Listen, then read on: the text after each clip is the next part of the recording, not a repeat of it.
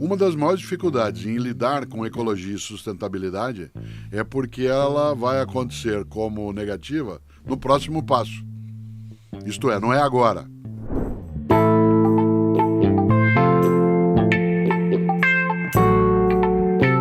De todas as espécies que já existiram na humanidade e também ao longo do planeta Terra, 90%, 98% estão extintos. Sim, A gente não matou todos eles. Não, né? de maneira alguma.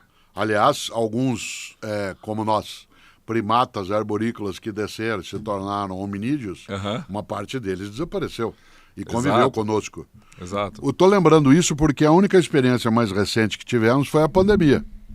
Quando a necessidade de uma parte das atividades serem cessadas, em que o encontro exigia um recolhimento maior de algumas atividades, diminuiu a poluição em vários lugares e, por outro lado, algumas espécies que estavam muito retidas passaram a voltar às cidades, aos locais. Nós tivemos uma experiência forçada em relação a isso. Isso serve de alerta. Claro que qual é a grande encrenca, né, Pedro? Quando você tem alguém que é negacionista, diz assim, isso não vai acontecer, é que não dá para esperar. Né? E para dizer se ele tem razão ou não. Alguém que negue as evidências desse momento só será contraditado ou contraditada se ela puder ter a experiência de passar o tempo em que isso acontecerá ou não. É igual quem nega o formato da Terra, né? Ou quem nega a vacina, porque a única maneira de você dizer que não funciona ou funciona é deixar a população sem vacina e vai perecendo. Exato. Né? Em larga escala, por isso. Ou seja, de quem diz que a Terra é plana, a única possibilidade de você provar assim mais para essa pessoa ver com os próprios olhos é retirá-la da Terra, né? Tirá-la do planeta. Que é muito pouco provável. Hoje o custo está um pouco alto em relação a isso. Pode ser que em algum momento se vai fazer. Mas você levantou um ponto que é muito importante nesse tema, né, do cuidar da casa comum, porque a nossa petulância e arrogância nos leva a supor que nada vai acontecer. O exemplo que eu mais dou vale para várias coisas. Vale para a ecologia, vale para convivência, vale para a inteligência artificial. Eu, como você, viajo bastante de avião. E ontem, de novo, ao pegar um avião numa região do Brasil, voltando para São Paulo, mais uma vez eu ouvi uma fala, que agora vem se tornando comum nos aviões, quando... né, o comissário-chefe de bordo diz, por favor, vamos agora passar as instruções de segurança, e agora vem a frase nova. Mesmo sendo um passageiro habitual, pedimos que fique atento. Por que isso? Porque o passageiro habitual, aquele que viaja sempre, raramente presta atenção nas instruções de segurança, porque não teme mais. No começo, o primeiro voo, o segundo voo, você fica até em estado, né, de tensão. Agora, você olha para o lugar onde vai cair a máscara, será que vai cair aqui mesmo? Agora não presta atenção, porque como não aconteceu anteontem, não aconteceu o desastre ontem, a suposição é que não vai acontecer hoje. Isso é a famosa lógica do peru de Natal. Bom, não morri dia 20, não morri dia 21, não morri dia 22, não morri dia 23, então não vou morrer. Certo? Aguarde dia 24. Ora, isso vale no cinema. Esse exemplo eu digo de novo, para ecologia, inteligência artificial, coisas que a humanidade precisa tomar atenção. Você está no cinema. Na hora da penumbra, antes de começar o filme, vem as instruções de segurança.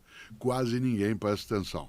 A pessoa continua olhando o celular, conversando com outra pessoa, enquanto se diz na tela. Temos extintor, saída. Olha que interessante. Se tiver um sinistro, o número de pessoas que sabe onde fica a saída de emergência é muito diminuto. Onde está um extintor de incêndio é muito diminuto, porque qual é a suposição? Não vai acontecer. E é esse equívoco que mais nos captura numa tola crença de que nada vai acontecer. Que pode deixar, nós estamos evoluindo, e usa aí equivocadamente a palavra evolução, e tudo vai dar certo. Não é assim. É só olhar a história da natureza para ver como ela, tal como o cravo incomodante, o espelhe. E você não acha que isso tem a ver com uma percepção das pessoas que está muito ligada à experiência própria?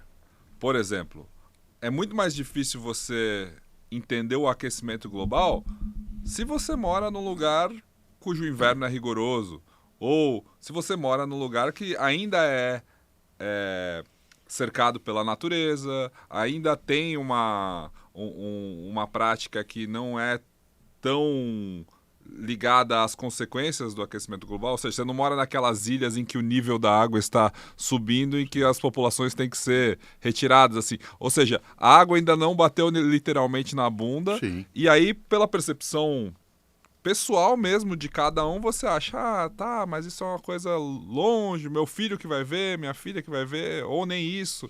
Não acredito, isso é coisa da mídia. Há 10 anos, na cidade de São Paulo, nós tivemos o início de algo que foi chamado de restrição hídrica, que era um nome sofisticado para escassez de água. Escassez de água. E nós não notávamos que a água poderia faltar, exceto quando ela faltou. Quando se teve que começar a fazer rodízio numa cidade desse tamanho, para que o abastecimento fosse suficiente. Naquele momento, a criatividade teve de vir à tona. Aliás, é a partir daí que algumas áreas mais centrais e com mais recurso financeiro das elites na cidade começaram a colocar na sacada dos prédios ou nas grades uma plaquinha que está até hoje. Neste prédio temos água de reuso.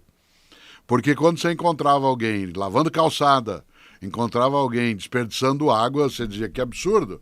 Nós estamos com os reservatórios lá embaixo e alguém está fazendo isso. O argumento era, aqui é água de reuso. Eu vi uma experiência num do prédio que eu morava, que eu achei genial.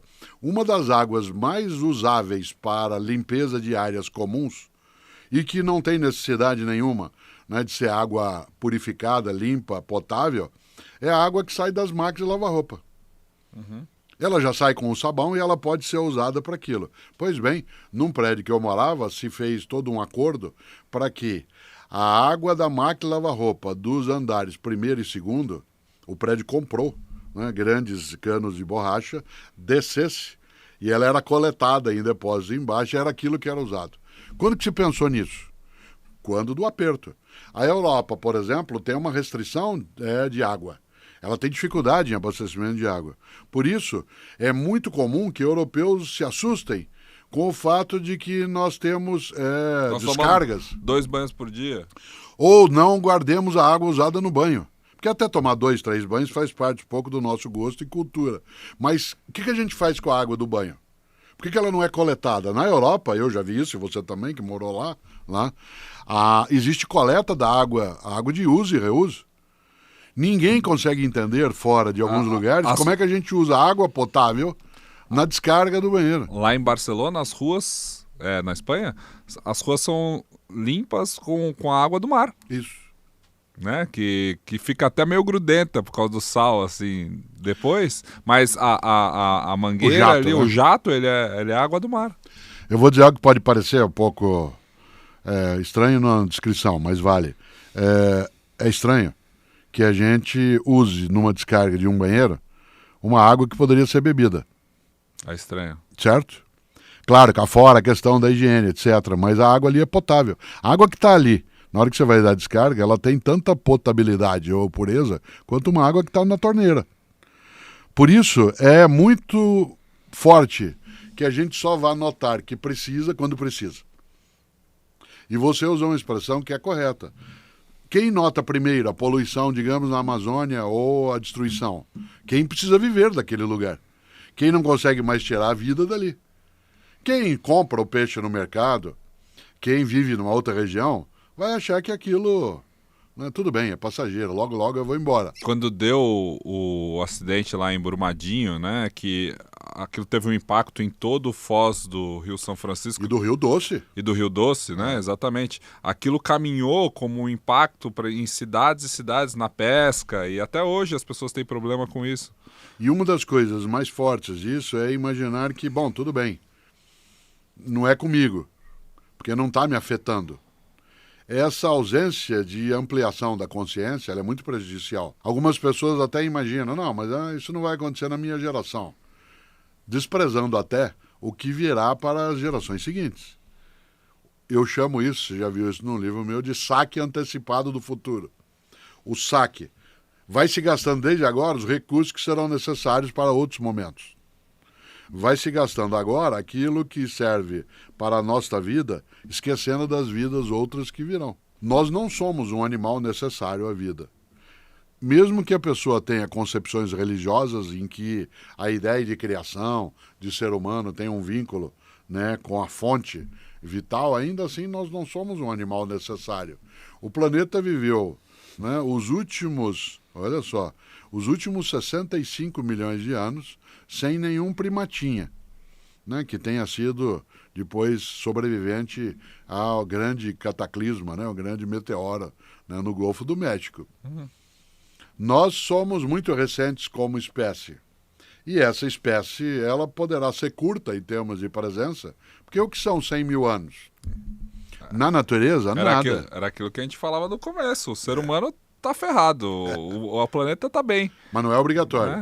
Né? Mas é muito difícil pensar no longo prazo quando a gente não tem um projeto de humanidade, né? A gente brinca que entre os governos existem apenas um projeto de governo que compreende o mandato e não um projeto de nação. Pois bem, eu acho que o ser humano não tem um projeto de perpetuação da humanidade. Ele tem talvez um projeto de melhora da condição de vida temporária. Sim, é a lógica do aqui e agora. Hic et nunc no latim, ou cada um por si, Deus por todos. Isso é destrutivo. Mas isso tem a ver com o quê? Com o capitalismo? Olha, o capitalismo é uma das maneiras de fazê-lo, mas se você olhar a perspectiva do socialismo implantado, digamos na China, que hoje é um capitalismo de Estado, mas que na origem tinha outra percepção, a destruição ambiental era muito forte também. Porque no livro... Mas daí eu não estou dizendo o capitalismo como modelo de governo ou de organização da sociedade. Eu estou falando do capitalismo como prática global.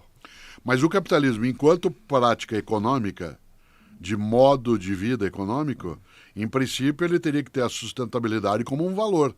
Porque do contrário ele esgota a possibilidade. Mas o valor acaba sendo o acúmulo. Tá, mas esse acúmulo ele tem um limite. Uma mineradora que vá à exaustão na região onde ela está fazendo a coleta, acaba o negócio. Ela tem que ter preservação.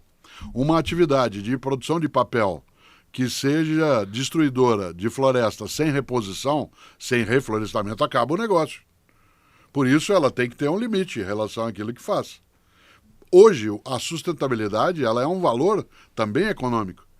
Porque, do contrário, se você reduz o número de materiais ou de matéria-prima à disposição, o número de pessoas na região, o número de consumidores, isso termina com a atividade. Nesse sentido, se olhar o capitalismo só como uma produção econômica, que ele não é, mas olhar só como um mecanismo econômico, isso. A sustentabilidade ela é algo que interessa. Mas na prática ele se destrói.